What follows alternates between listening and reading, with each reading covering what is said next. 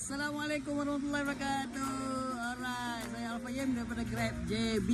Okey, soalan yang sering ditanya oleh pemandu, apa akan jadi kalau dia tak tukar status daripada AB kepada AH? Kalau dia tak tukar menjelang tamatnya dia punya permit EVP, so EVP-nya tidak akan di-renew oleh Grab lah.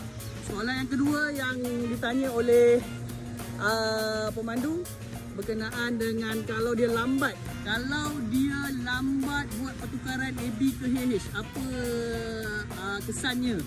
So kesannya dia cuma lambat di renew dia punya EVP. So EVP dia akan queue lambat lah. So orang lain dah di renew, dia belum lagi.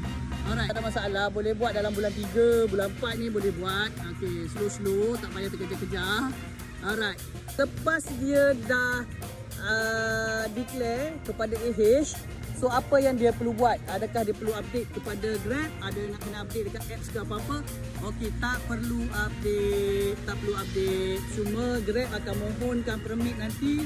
Apart akan terus automatik tahu bahawasanya kereta dia dah jadi status e-hailing, maka akan di renew permit.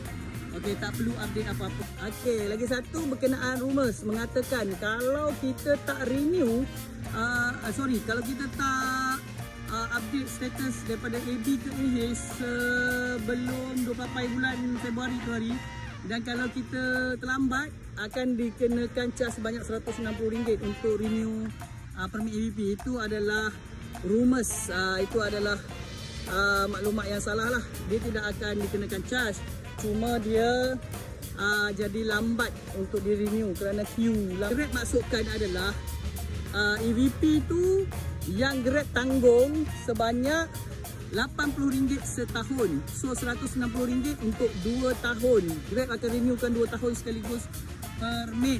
Kemungkinan kalau tak renew juga sehingga Julai, tak tukar status juga sehingga Julai, kemungkinan besar selepas Julai yang mana nak renew permit dia mungkin dikenakan charge. Alright, itu saja yang saya nak sampaikan pagi ini. Assalamualaikum warahmatullahi wabarakatuh.